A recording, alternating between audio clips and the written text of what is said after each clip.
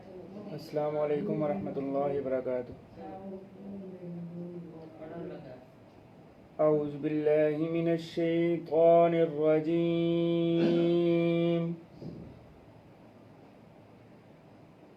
بسم اللہ الرحمن الرحیم۔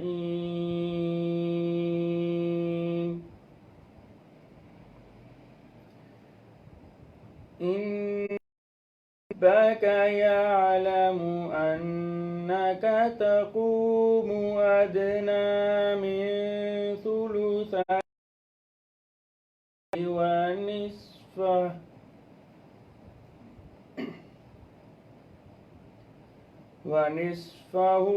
وثلثه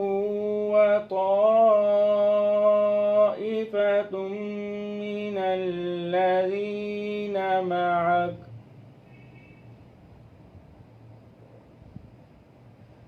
والله يقدر الليل والنهار،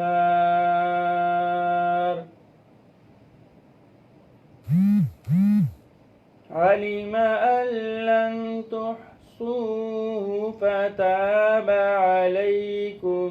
فاقرؤوا ما تيسر من القرآن،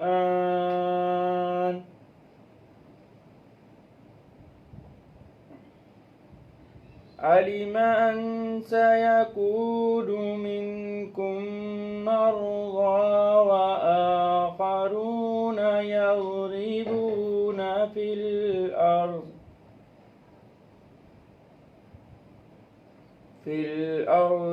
يبتغون من فضل الله،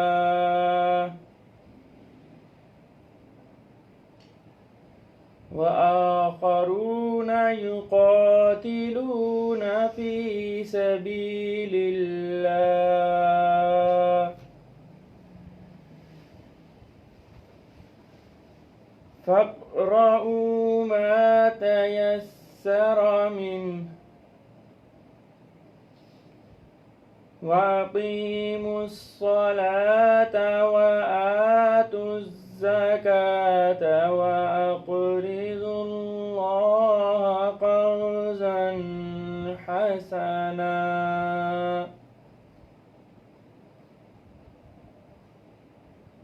وما تقدموا لأنفسكم من خير تجدوه عند الله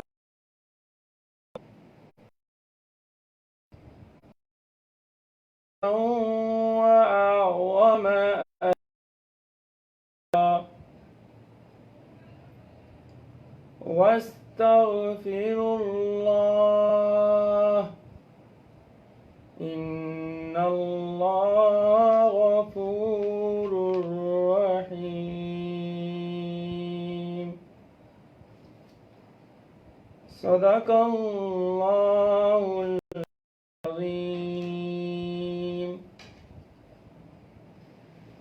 سورۃ المزمل کا دوسرا رکوع، آیت نمبر 30 آپ حضرات نے تلاوت سماعت فرمائی۔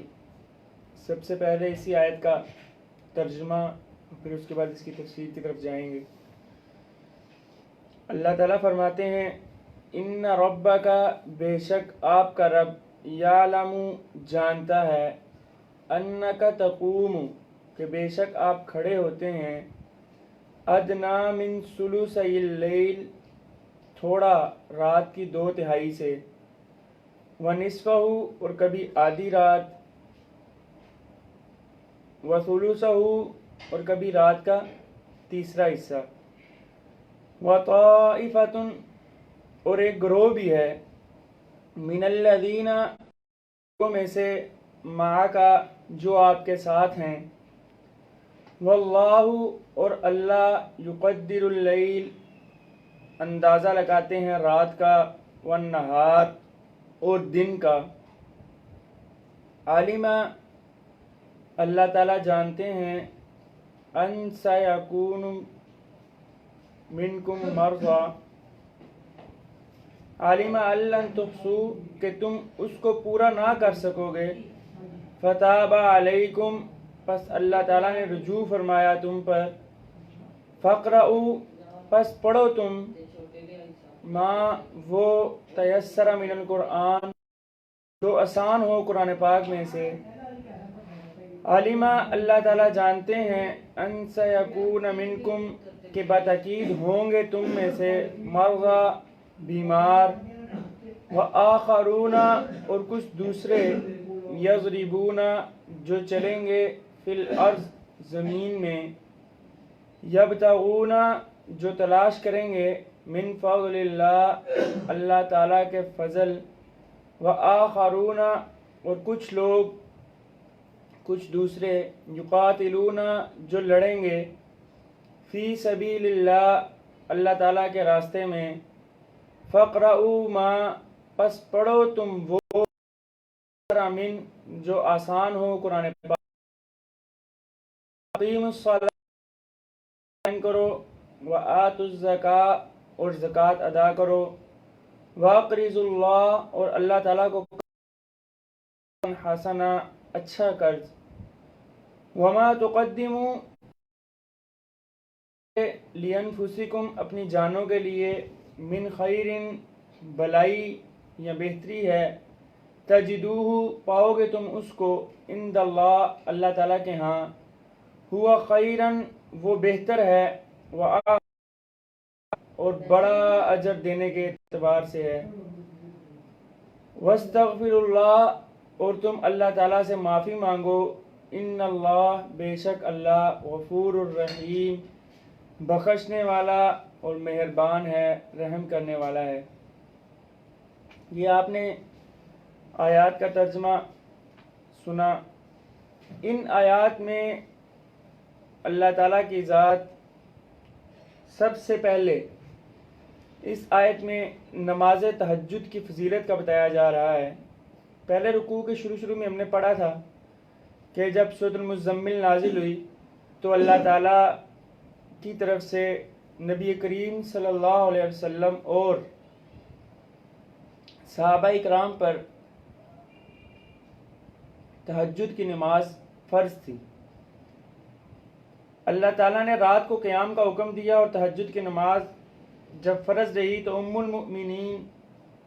اماں عائشہ صدیقہ رضی اللہ تعالیٰ عنہ فرماتی ہیں کہ سورت کے پہلے رکوع اور دوسرے رکوع کے نزول میں 12 مہینے کا وقفہ ہے، یعنی کہ 1 سال کا وقفہ ہے۔ دوسرا رکوع نازل ہوا تو تہجد کی فرضیت ختم کر دی گئی، آپ صلی اللہ علیہ وسلم کے لیے بھی اور صحابہ اکرام کے لیے بھی، ہاں لیکن استحباب باقی رہا، اور تمام نفلی نمازوں میں سے تہجد کا درجہ زیادہ رہا، اور نبی کریم صلی اللہ علیہ وسلم نے تمام زندگی کو پڑھا بھی، اکثر پڑھا، شاید کبھی سفر میں ایسا ہوا ہو کہ نہ پڑھا ہو، باقی اکثر تہجد کی نماز آپ صلی اللہ علیہ وسلم پڑھا ہی کرتے تھے، ضرور پڑھتے تھے۔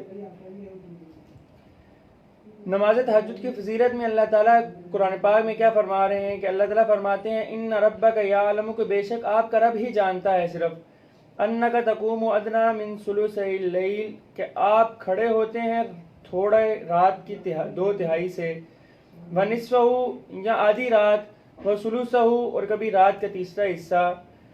اور پھر آگے اللہ فرماتے ہیں کہ یہ صرف آپ صلی اللہ علیہ وسلم قیام نہیں کرتے، یعنی کہ رات کے 3 ہم نے پہر بنائے تھے نا، کہ رات کو 3 پہلوؤں میں تقسیم کر لیں، 3 پہروں میں، ایک حصہ آرام کریں، 2 حصہ اللہ کی عبادت کر لیں، 2 حصے آرام کریں، 1 حصہ عبادت کر لیں، یا یوں کر لیں کہ آدھی رات عبادت کر لیں اور آدھی رات آرام کر لیں۔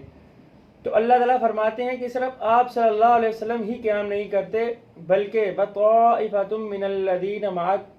ایک گروہ بھی ہے ان لوگوں کا کہ جو آپ کے ساتھ ہیں، ان لوگوں نے بھی آپ صلی اللہ علیہ وسلم کے ساتھ آپ صلی اللہ علیہ وسلم کی ہر بات کو بغیر کسی سوال کیے اسی طرح اس پر عمل کیا، اسی لیے ان کو صحابہ کرام رضی اللہ تعالیٰ عنہم کا درجہ ملا، اور اللہ تعالیٰ ان سے دنیا میں بھی راضی ہوا اور آخرت میں بھی۔ اللہ کا قرآن کہتا ہے رضی اللہ عنہم ورضوا عنہ۔ اس لیے اللہ کے انبیاء کے بعد، پیغمبروں کے بعد سب سے افضل جو ہستیاں ہیں اس دنیا میں، اس روئے زمین میں، وہ صحابہ کرام رضی اللہ تعالیٰ عنہم اجمعین کی ہیں۔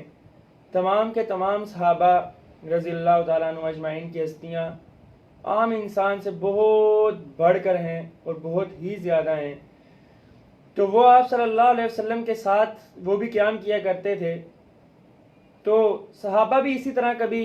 آدھی رات، کبھی نصف، کبھی ایک تہائی، کبھی دو تہائی قیام کیا کرتے تھے۔ حدیث پاک میں آتا ہے کہ نبی کریم صلی اللہ علیہ وسلم تہجد میں اتنا لمبا پڑھتے تھے، اتنی لمبی رکعتیں پڑھتے آپ صلی اللہ علیہ وسلم مبارک سوج جاتے تھے، اتنی لمبی لمبی قرات کرتے تھے۔ اللہ کے سامنے کھڑے ہیں، اللہ سے باتیں کر رہے ہیں، وقت کے نبی، نبیوں کے سردار، لیکن امت کو تعلیم دی کہ دیکھیں اللہ کے سامنے رات کو تنہائی میں جب کوئی بھی نہ ہو تو آپ اکیلے اللہ سے باتیں کرنے کا بڑا اچھا موقع ہے۔ تہجد پڑھیں اور لمبی لمبی رکعتیں پڑھیں، اللہ کی ذات کے ساتھ باتیں کریں۔ اور ایسا ہی حال صحابہ کرام کا تھا۔ صحابہ کرام جس طرح آپ صلی اللہ علیہ وسلم کو دیکھتے اسی طرح بڑھ چڑھ کر عمل کرنے کی کوشش کیا کرتے تھے۔ بعض اوقات تو صحابہ کرام ساری ساری رات اسی فکر میں جاگتے رہتے تھے کہ کہیں دو تہائی سے کم حصہ میں عبادت نہ کر لوں۔ اس وقت گھڑیاں تو نہیں ہوتی تھی، اندازے سے رات کی کچھ حصہ آرام اور باقی عبادت کرتے تھے، تو وہ اسی فکر میں جاگتے رہتے کہ دو تہائی یا نصف رات سے محروم نہ رہ جاؤں میں۔ تو ان کی عبادت، ان کی فضیلت اور ان کا رتبہ دیکھیں اور ان کی فکر دیکھیں دین کے لیے، تہجد کے لیے، کہ وہ اپنی نیندیں قربان کر رہے ہیں کہ کہیں میری رات کی عبادت کم نہ ہو جائے، عبادت زیادہ ہو جائے، چاہے تھوڑی سی کم نہ پڑ جائے۔ پھر آگے اللہ تعالیٰ فرماتے ہیں کہ وَاللَّهُ يُقَدِّرُ اللَّيْلَ وَالنَّهَارَ، اللہ تعالیٰ ہی اندازہ لگاتے ہیں رات کا اور دن کا، یعنی کہ یہ اللہ تعالیٰ کو پتہ ہے کہ کب رات آنی ہے، ختم ہونا ہے، کب دن شروع ہونا ہے، کب دن کا اختتام ہونا ہے۔ تو تم نے تو سوچنا ہے اور صرف اپنی سوچ سے یہ اندازہ لگانا ہے کہ ابھی رات شروع ہوئی، اتنا پہر گزر گیا، ابھی اتنا پہر رہتا ہے، جبکہ اللہ تعالیٰ حقیقت میں جانتے ہیں کہ یہ اتنی رات عبادت ہے اور اتنی رات عبادت ہے۔ اور اس کوشش پر، اس فکر کرنے پر بھی صحابہ کرام کو اجر تھا کہ وہ اللہ کے دین کی فکر کے لیے، تہجد کی فکر کے لیے انتظار کرتے تھے، بیٹھتے تھے، تھوڑا سا آرام کرتے تھے، تو وہ سونا، وہ انتظار کرنا، وہ بھی عبادت میں شمار ہو گیا۔ علیم لن تحصوہ، اللہ تعالیٰ جانتا ہے کہ تم اس کو پورا نہ کر سکو گے۔ اب اللہ تعالیٰ فرضیت ختم کر کے تو فضیلت پہ لا رہے ہیں کہ اللہ کو یہ بات پتہ تھی کہ تم نے ایک سال عبادت کی، لیکن تم ساری زندگی اس کو، اور آگے تمہاری امت، پوری کی پوری امت، اصل میں امت کے لیے آسانی کر دی کہ امت اس کو پورا نہیں کر سکے گی، روزانہ نہیں پڑھ سکے گی رات کو تہجد کی نماز، اتنا لمبا عرصہ قیام ہر شخص کے بس کی بات نہیں ہوتی۔ تو پھر کچھ وجوہات کی وجہ سے یہ کام مشکل لگا، تو اللہ تعالیٰ نے خود ہی اس میں نرمی کر دی۔ کیا فرمایا فتاب علیکم، پس اللہ تعالیٰ سے رجوع فرمایا تم پر، اللہ تعالیٰ نے تمہارے پر رجوع فرمایا اور تمہاری مشکل آسان کر دی، تمہارے پر تخفیف فرما دی، مہربانی فرما دی، آسانی فرما دی اور فرضیت منسوخ کر دی۔ پھر اللہ نے کیا کہا، فَقْرَؤُوا مَا تَيَسَّرَ مِنَ الْقُرْآنِ، کہ پس پڑھو تم جو آسان ہو قرآن پاک میں سے، یعنی کہ قرآن پاک میں سے جتنا تمہیں یاد ہے، ایک سورت، 2-3 آیات کم از کم، چھوٹی سے چھوٹی سورت، جتنا تم آسانی سے پڑھ سکتے ہو وہ پڑھ لو۔ اور اگر تمہاری طبیعت اچھی ہے، تمہیں قرآن پاک زیادہ یاد ہے، تو زیادہ لمبی لمبی رکعتیں بھی پڑھ سکتے ہو۔ اللہ نے انسان پر چھوڑ دیا کہ جتنا وہ آسانی سے پڑھ سکے۔ فَقْرَؤُوا، تم پڑھو، ما تیسر، جو تمہارے لیے آسانی ہو، من القرآن، قرآن پاک میں سے۔ مراد اس قرآن پاک سے پڑھنے سے تہجد پڑھنا ہے کہ اس میں قرآن پڑھا جاتا ہے، تو تہجد جتنی تم آسانی سے رکعتیں پڑھ سکو، جتنی تم لمبی رکعتیں یا چھوٹی رکعتیں جتنی بھی پڑھ سکو وہ تم پڑھ لیا کرو۔ اور اس سے یہ بات بھی ثابت ہوتی ہے کہ اب تہجد کی نماز فرضیت نہیں رہی، اس کی فرضیت ختم کر دی گئی، اور اب جس قدر آسانی سے ہو سکے تم مستحب پڑھ لیا کرو، اور جب تمہیں آسانی ہو تم تہجد پڑھ لیا کرو۔ امام ابو حنیفہ رحمۃ اللہ علیہ جو بہت ہی بڑے امام گزرے ہیں، پہلے امام ہیں، اللہ تعالیٰ نے ان کو علم کی وہ فقاہت اور اتنی سمجھ عطا فرمائی تھی کہ شاید ہی اس کے بعد کسی انسان کو اللہ تعالیٰ نے اتنا فہم اور اتنی اعلیٰ سمجھ قرآن پاک کی، دین کی اور حدیث کی عطا فرمائی ہو۔ امام ابو حنیفہ رحمۃ اللہ علیہ اس آیت کے اس ٹکڑے سے فقرہ ما تیسر من القرآن سے استدلال کیا ہے کہ نماز میں قرات مطلقاً قرات فرض ہے، یعنی کہ آپ خدا نہ خواستہ کبھی ایسا ہو کہ آپ نماز میں سورۃ الفاتحہ بھول جائیں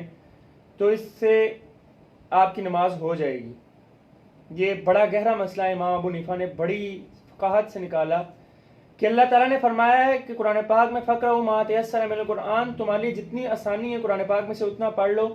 اس کا مطلب ہے تم قرآن پاک میں سے جو بھی پڑھو تمہاری نماز ہو جائے گی۔ ہاں، سورۃ الفاتحہ نہیں پڑھی تو تمہارے لیے یہ سجدہ سہو کرنا لازم آئے گا، کیونکہ سورۃ الفاتحہ پڑھنا واجب ہے، فرض نہیں ہے۔ امام کے پیچھے یہ ایک نماز کی بات ہو گئی، ایک مسئلہ ہو گیا۔ دوسرا مسئلہ کہ امام کے پیچھے نماز کیسے پڑھی جائے گی، کہ جب امام آگے قرات کر رہا ہے یا امام آگے کھڑا ہے، چاہے وہ ظہر کی نماز ہے جس میں قرات اونچی نہیں ہوتی، چاہے وہ مغرب عشاء فجر کی نماز ہے جس میں قرات اونچی ہوتی ہے، یعنی کہ جہری ہو یا سری نماز ہو، جس طرح کی بھی نماز ہو، امام کے ساتھ آپ نماز کیسے پڑھیں گے؟ تو سورۃ الاعراف آیت نمبر 204 میں منع فرمایا اللہ تعالیٰ نے۔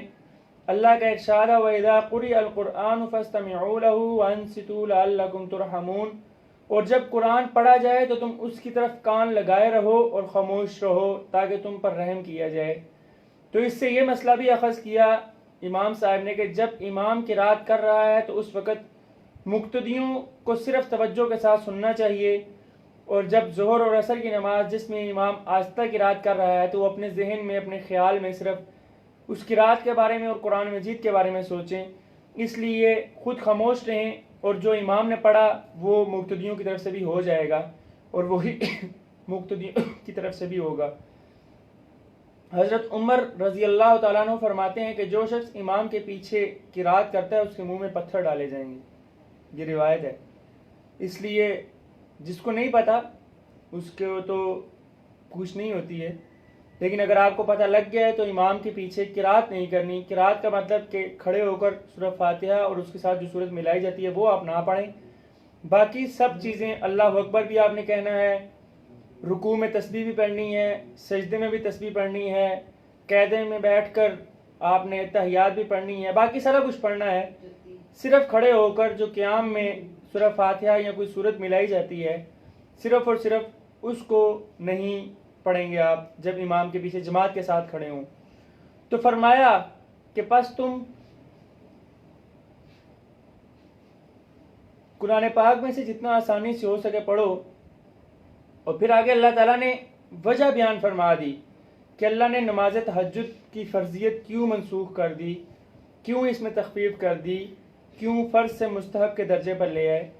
اللہ تعالیٰ نماز تہجد کی فرضیت کی منسوخ ہونے کی وجہ آگے بتا رہے ہیں۔ اللہ تعالیٰ ارشاد فرماتے ہیں عَلِمَ أَن سَيَكُونَ مِنكُم مَرْضَىٰ عَلِمَ أَن سَيَكُونُ مِنكُم مَرْضَىٰ، اللہ تعالیٰ جانتا ہے کہ بدعقید تم میں سے کچھ لوگ بیمار بھی ہوں گے، یعنی کہ تہجد فرض ہو تو بیمار آدمی کو تو بڑی مشقت ہو جائے گی کہ وہ بیچارہ بیماری میں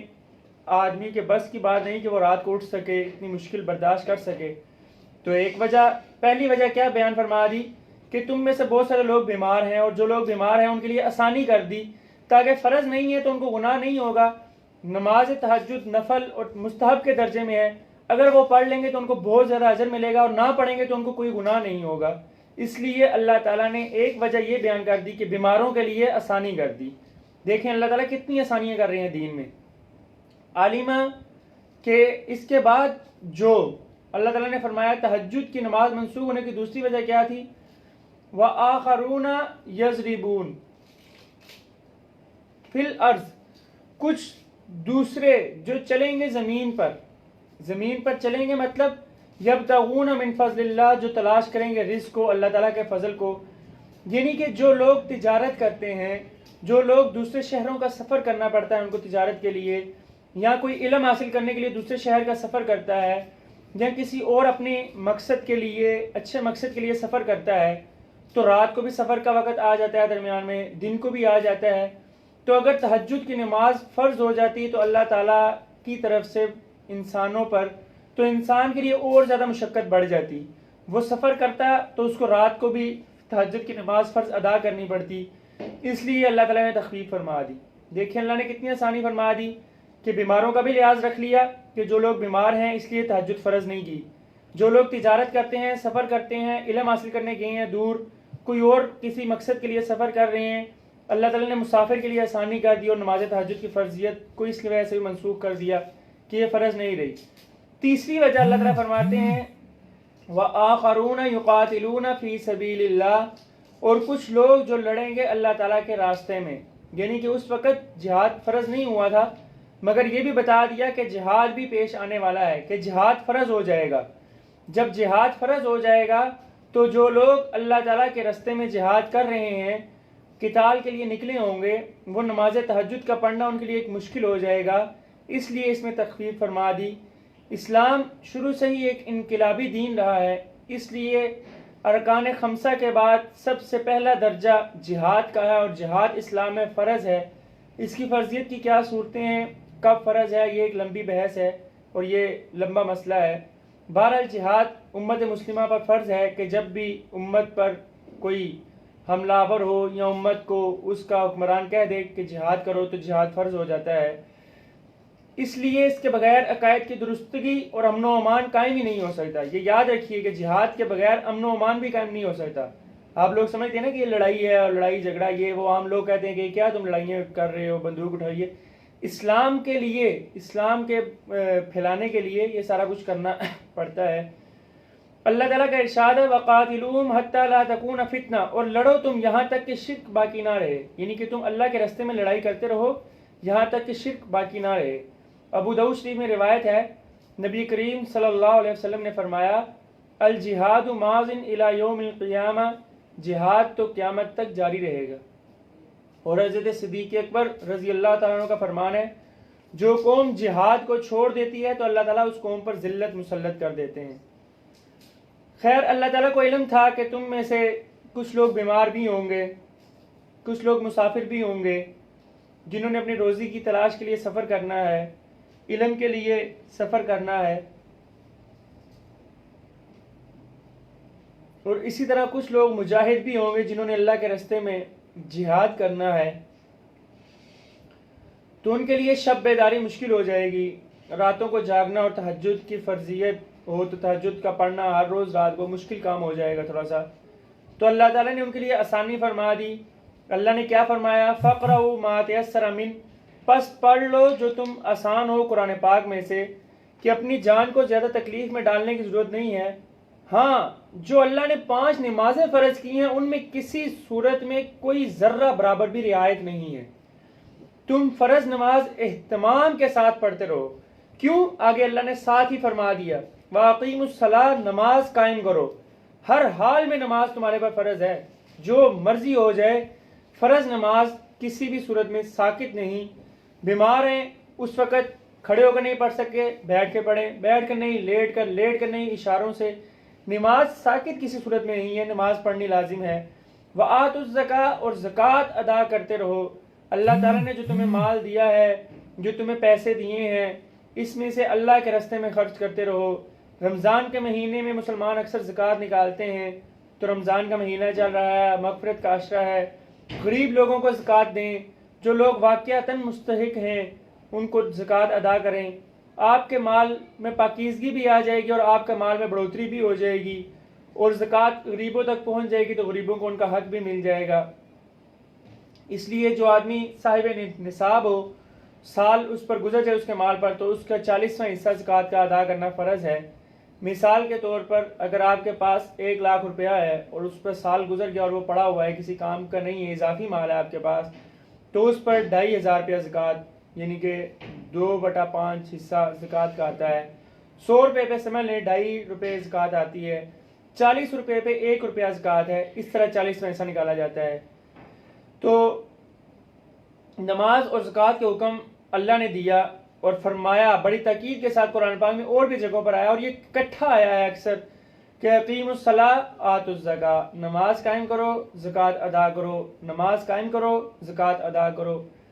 جب اللہ تعالیٰ نے فرض نمازوں کا حکم دے دیا، نماز قائم کرنے کا بتا دیا، اور اس کے علاوہ زکوٰۃ ادا کرنے کا حکم دے دیا، تو آگے اللہ تعالیٰ پھر کیا فرماتے ہیں؟ آگے اللہ فرماتے ہیں وَأَقْرِضُوا اللَّهَ قَرْضًا حَسَنًا، اور قرض دو اللہ تعالیٰ کو اچھا قرض، یعنی کہ پورے اخلاص کے ساتھ اللہ تعالیٰ کے احکام کے مطابق خرچ کرو، یہ قرض حسنہ ہے۔ اللہ کو قرض آپ نے کیا دینا ہے؟ پیسے اللہ کو دینے، اللہ کو پیسوں کا کیا لگے؟ اللہ نے پیسے کیا کرنے ہیں؟ پیسے تو اللہ نے بنائے ہی تمہارے لیے۔ تو اللہ کو قرض حسنہ کا یہ مطلب ہے کہ جو مال آپ اللہ کے راستے میں دے رہے ہیں وہ مال آپ اللہ تعالیٰ کے احکام کے مطابق خرچ کریں، اور اللہ تعالیٰ کے راستے میں خرچ کرنے کو قرض سے اس لیے تعبیر کیا کہ جس طرح تم کسی کو قرض دو تو معلوم ہوتا ہے کہ وہ اس کے استعمال کے بعد تمہیں واپس کر دے گا، اسی طرح اللہ تعالیٰ کے راستے میں جو خرچ کیا جائے گا اللہ تعالیٰ ضرور بضرور وہ تمہیں بڑھا چڑھا کر قیامت والے دن واپس کریں گے، اور اس کا بہت زیادہ اجر، کئی گنا زیادہ اجر کر کے تمہیں ملے گا۔ اس لیے اللہ نے اس کو قرض کہا کہ قرض جب کسی کو دیا جاتا ہے تو وہ واپس مل جاتا ہے کچھ عرصے بعد۔ تو تم آج اللہ کے راستے میں تم خرچ کرو، اللہ کو دو، تو تمہیں قیامت والے دن بڑھا چڑھا کر اور زیادہ عطا کیا جائے گا اور زیادہ دیا جائے گا۔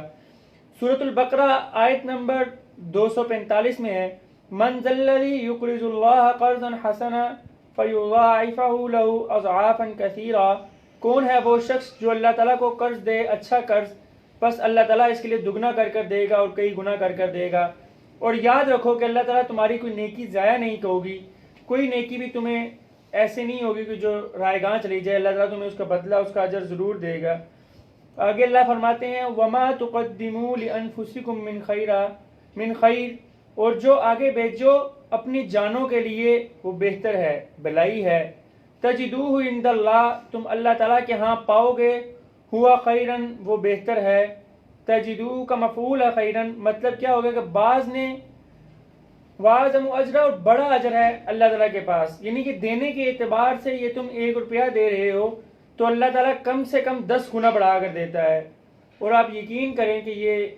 واقعتاً ایسی بات ہے کہ آپ اللہ کے راستے میں 1 دیں تو اللہ 10 گنا آپ کو دنیا میں بڑھا کر دیں گے، مختلف ذرائع سے، مختلف طریقوں سے، تھوڑے سے وقت کے بعد آپ کو ملے گا اور آپ کو پتہ بھی نہیں لگے گا۔ تو اللہ تعالیٰ آپ کے مال میں اتنی برکت ڈال دیں گے، اتنا بڑھا دیں گے کہ وہ بہت زیادہ ہو جائے گا۔ پھر اللہ تعالیٰ فرماتے ہیں کہ جو اللہ کے راستے میں دیتا ہے تو اللہ 1 کے بدلے 700 کر کر دیتا ہے، اور رمضان کے مہینے میں اگر آپ اللہ کے راستے میں دیں تو 1 700 ہوتا ہے، 700 کو اور 7 سے ضرب دے لیں تو 1 روپے کے بدلے کتنا اجر اللہ تعالیٰ عطا فرمائیں گے زکوٰۃ پر، صدقات پر، جی اللہ تعالیٰ ہی حساب کر سکتے ہیں۔ اتنی زیادہ نیکیاں اللہ نے انسان کے لیے رکھیں، انسان کو اتنی زیادہ نیکیاں کرنے کا موقع دیا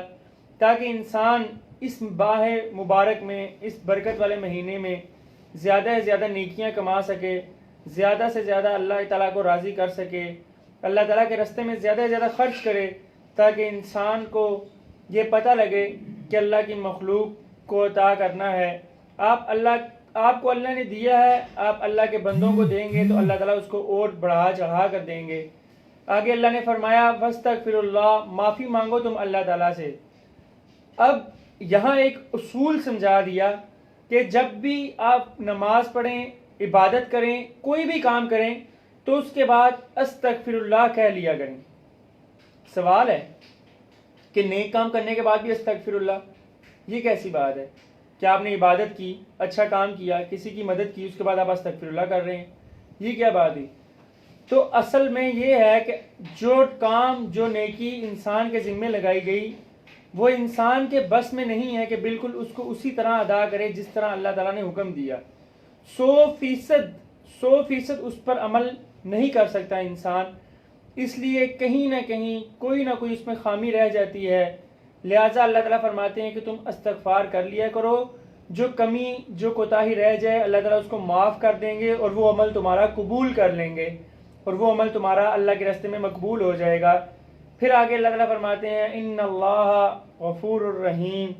بے شک اللہ تعالیٰ بخشنے والا اور بڑا رحم کرنے والا ہے۔ واقعی اللہ تعالیٰ کی ذات بڑی بخشنے والی، بڑی رحم کرنے والی ہے۔ آپ اللہ تعالیٰ سے اپنے گناہوں کی 1 دفعہ معافی مانگیں تو اللہ تعالیٰ آپ کو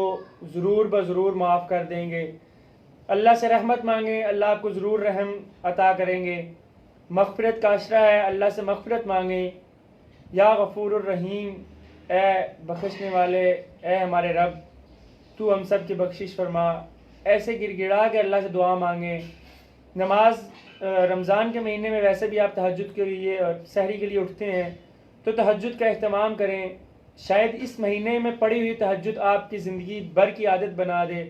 اور آپ کو ساری زندگی اللہ سے مانگنے کا سلیقہ سکھا دے، آپ کو اللہ کے سامنے کھڑے ہونے کا طریقہ بتا دے۔ اس لیے تہجد کا لازمی اہتمام کریں، فرض نمازیں کسی صورت نہ چھوڑیں، بڑھ چڑھ کر اللہ کے راستے میں صدقہ کریں، خیرات کریں، اللہ تعالیٰ اس کا بدلہ بہت زیادہ عطا کریں گے۔ کوشش کریں نیکیاں بڑھ چڑھ کر کریں، جتنی زیادہ نیکیاں ہو سکتی ہیں۔ اس ماہ مبارک کے صدقے اللہ تعالیٰ انسان کے دل میں بھی یہ بات ڈالتے ہیں اور وہ کوشش بھی کرتا ہے کہ میں زیادہ سے زیادہ نیکیاں کروں۔ اس لیے اللہ تعالیٰ سے زیادہ مانگیں، زیادہ سے زیادہ عبادت کریں، جن لوگوں کے حقوق ادا کرنے ہیں ان لوگوں کے حقوق ادا کریں، اللہ تعالیٰ کے حقوق بھی بڑھ چڑھ کر ادا کریں، اور اللہ تعالیٰ سے اپنے لیے اور تمام امت مسلمہ کے لیے اور تمام دنیا کے لیے خیر مانگیں۔ الحمدللہ آج سورۃ المزمل میں ہماری مکمل ہو گئی۔ آخری 10 صورتیں اب ہم پڑھیں گے کل سے۔ سورۃ النساء کی منتخب آیات، کچھ رکوعات میں نے منتخب کیے تھے وہ ہم پڑھیں گے، لیکن آج 31واں دن درس کا ہو گیا اللہ کے فضل سے اور ہم سورۃ المزمل ابھی ختم کر پائے۔ اس کے بعد سورۃ النساء کے منتخب آیات کا نمبر آنا چاہیے تھا، لیکن وقت کی قلت کی وجہ سے سورۃ النساء کی آیات نہیں پڑھی جائیں گی، اور کل سے آخری 10 صورتوں کا درس جو ہر بندے کو یاد تو ہیں، لیکن اس میں اللہ کیا فرما رہے ہیں، ان 10 صورتوں کو یاد کرنا کتنا ضروری ہے، اور ان 10 صورتوں میں اللہ نے کیا کیا احکام دیے، یہ انشاءاللہ زندگی رہی تو کل کے درس میں پڑھیں گے۔ وآخر دعوانا ان الحمدللہ رب العالمین۔